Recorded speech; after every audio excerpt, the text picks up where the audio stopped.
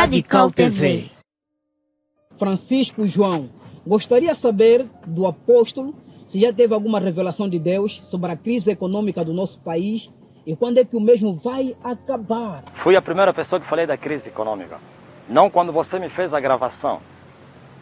Quando você me gravou é para mostrar ao mundo, Angola, ao mundo. Mas já eu prego na igreja a respeito da crise econômica. Em 2014, o Senhor me deu uma revelação e me disse assim: olha, vai haver uma crise muito grande em Angola. Uma crise muito grande, de muito tempo. A nação ficará descancarada. Os bancos ficarão com a bancarrota. As igrejas vão ficar em falência. Mas as igrejas vivas prosperarão em meio à crise. A minha igreja vai prosperar, dizia assim o Senhor. E Ele me mostrou, não somente Angola, mas também o Japão. Prepara-te. Ele até o Senhor me tem advertido, não ponha o teu dinheiro no banco, porque os bancos vão à falência. Ok.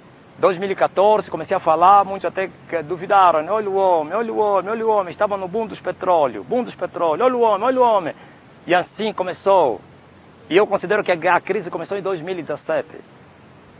Os seus restílios começam em 2015, 2016, mas a verdadeira crise começa em 2017. E o Senhor aqui no deserto depois veio e me revelou, aquela revelação que eu te dei da crise são 12 anos. 2017 mais 12, 2029 que vai terminar a crise.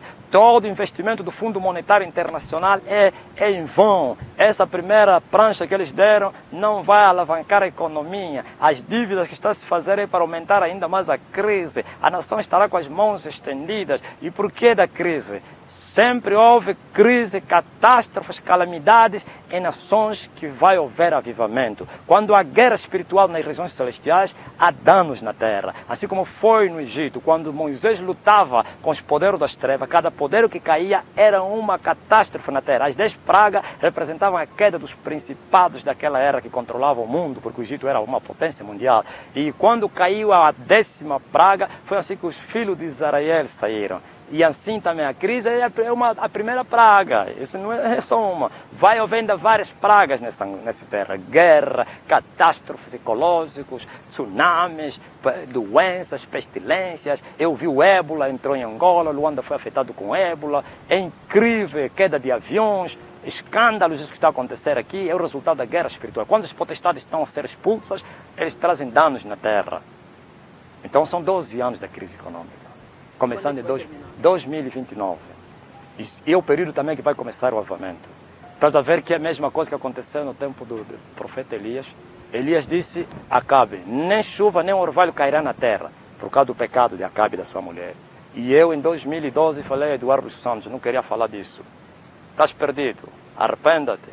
O Senhor me disse isso e aquilo. 2012, 5 anos depois, se cumpriu a palavra. E Deus falou a Elias: esconda-te, e eu vou te sustentar com os corvos. E Elias foi se esconder em Querite.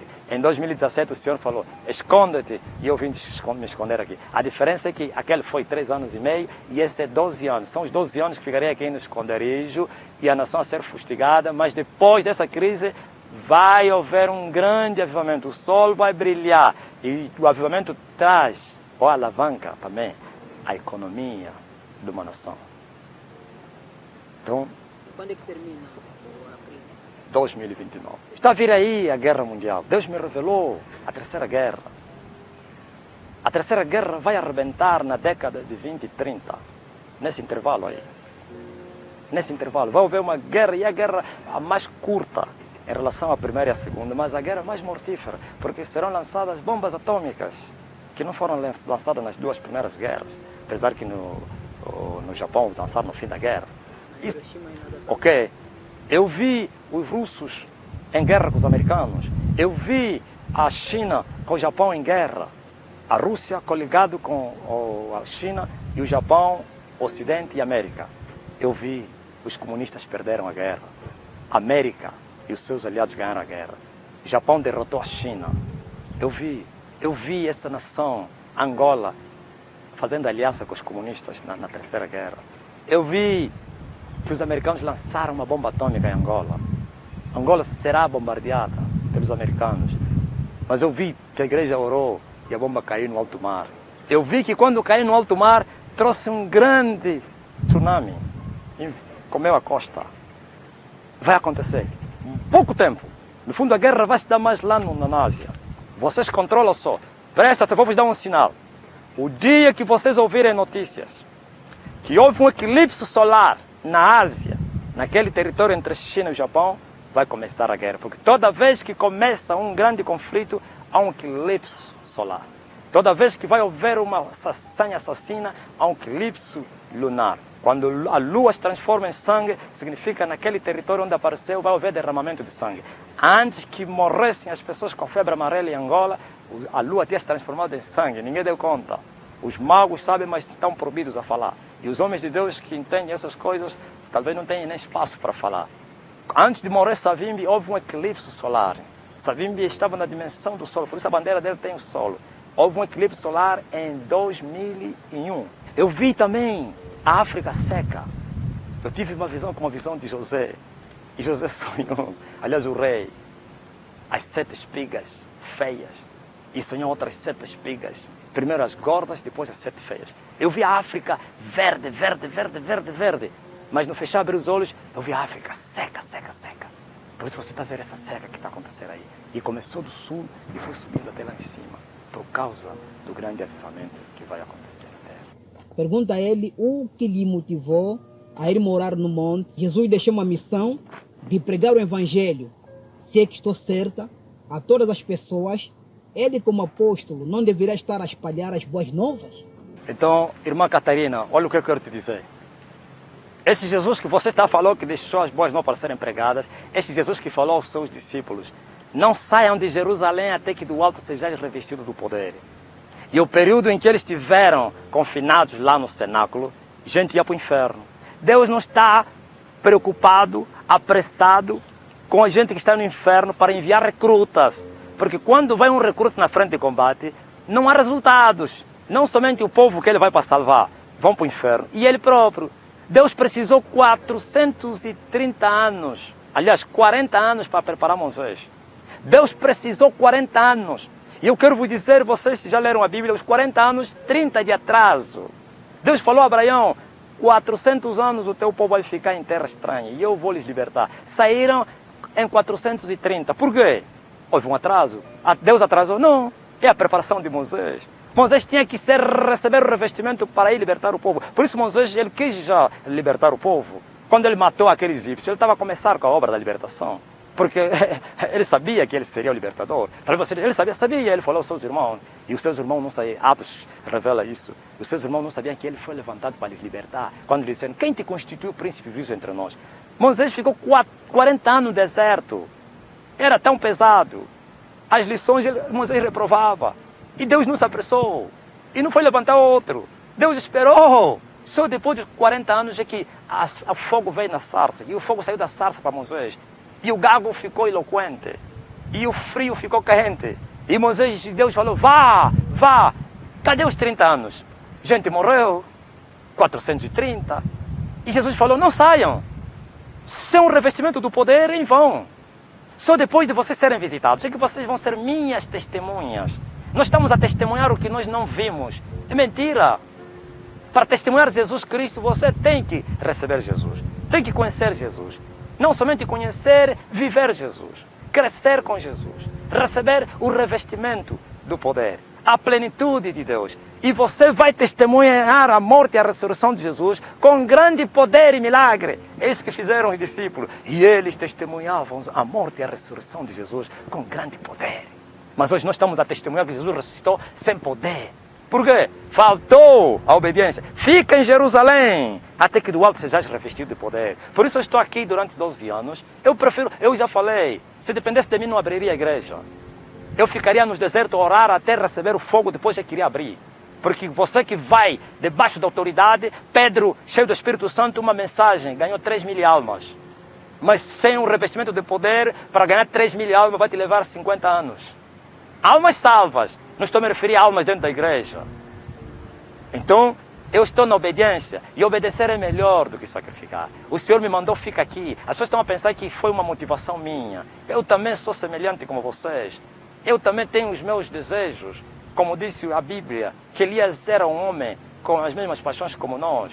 Eu gosto de comer carne, gosto de viver numa boa casa, gosto de viver na cidade. Mas ele me mandou, as pessoas, não falei a vez passada, eu vou abrir o jogo, o segredo. Eu vim aqui como se fosse, não forçado, mas Deus trabalhou seriamente para eu vir aqui. Não foi fácil. Deus teve que me aparecer e me mostrar. Tens duas opções. Ou vai no deserto, ou vais para a cadeia. E na cadeia, você vai me buscar lá.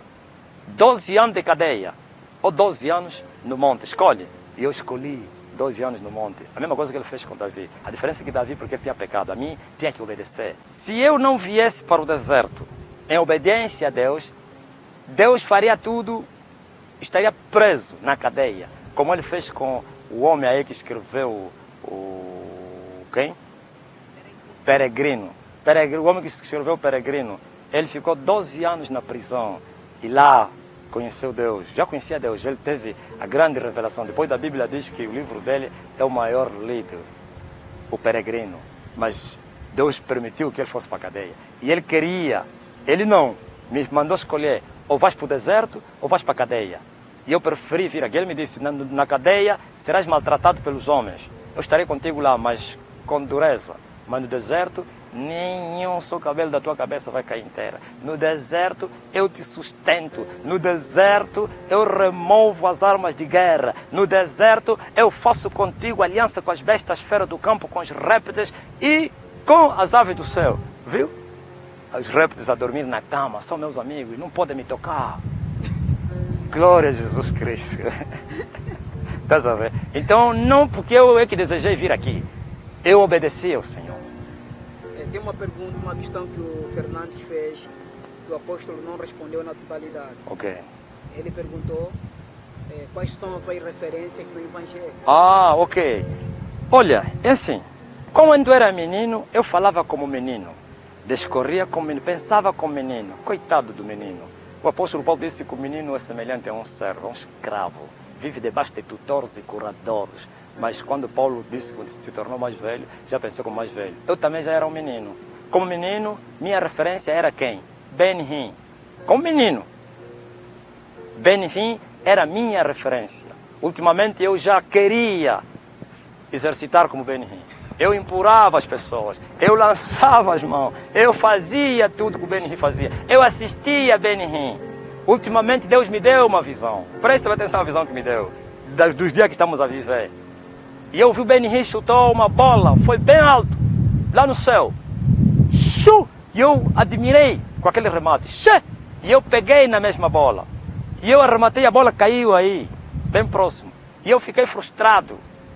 E eu ouvi uma voz que falou, vai para o deserto, vai orar e vai jejuar. E parti para o deserto. É esta vez que eu fui primeiro lá na minha terra. Fiquei no deserto, depois voltei, agora vim aqui. Ouviu? O que Deus queria me falar aí? Eu queria imitar Ben-Hinn. Deus não usa imitação de homens. Deus, quando Ele quer te fazer como uma coluna, como uma árvore, os que devem imitar são os ramos. A árvore não se imita a si mesmo, não imita ninguém. A árvore não imita outra árvore ao lado. Ele me fez como uma árvore. E os meus discípulos serão os ramos. Na verdade, a árvore é Jesus. Mas cada homem, cada ministro visionário que recebe a visão de Deus é uma árvore para os pássaros e os animais sanearem debaixo daquela árvore. É normal que seja isso. Por isso Paulo João Batista disse que toda árvore que der fruto vai ser cortada. O homem é simbolizado como árvore. Presta bem atenção, homem. Então o Ben-Hinn era a minha referência. Mas mais tarde, quando eu me tornei homem mais velho, descobri que eu usava uma referência errada. É um apóstata corrupto como os outros e que eu era enganado. Deus me ajudou, né? Porque a Bíblia diz que esses homens enganariam, se for possível, até os escolhidos. Eu não fui enganado, me livrei dele. Hoje não tenho referência dos que vivem na terra. Porque a maioria que vive na terra, que já apareceram, são corruptos. Nenhum homem de Deus que tem uma visibilidade mundial é de Deus. Resistam isso. Nenhum. Os homens de Deus não são conhecidos. Existem muitos. Estão a lutar nas pedras, a gemerem, a chorar. Está tudo amarrado. Esse todo que você está a ver com canais de televisão, rádio e não sei o que, com aviões, com igrejas de todo o mundo, todos são falsos profetas. Alguém me falou também que ele leu na tua conta, alguém me perguntou, e o homem do Quênia é profeta de Deus? Falso profeta. Por isso ele está a dizer agora que ele é a outra oliveira, que, juntamente com Moisés, vão proclamar o juízo de Deus na terra. Quem lhe constituiu isso? Isso não é tomado por força, não depende daquele que quer nem de que corre, depende de Deus. Quem lhe constituiu isso? A outra oliveira que vai estar com Moisés na grande tribulação é Elias. E Elias não vive na cidade, Elias vive na mata. A outra oliveira que vai ficar com Moisés é Elias. Elias afronta os reis. Elias é inimigo das mulheres dos reis. Foi assim com Jezabel e Acabe. Foi assim com a Herodias, com Herodes. E ele tem paz com o rei da terra dele. Ele vive na cidade. Elias se alimentava de pão e água no deserto. E o segundo Elias de gafanhoto e mel. Ele come carne. Ele é amante das carnes assadas. Elias carrega essa natureza. Ele não é esta oliveira. Ele é falso profeta. Ele está se autodeclarar, se intitular.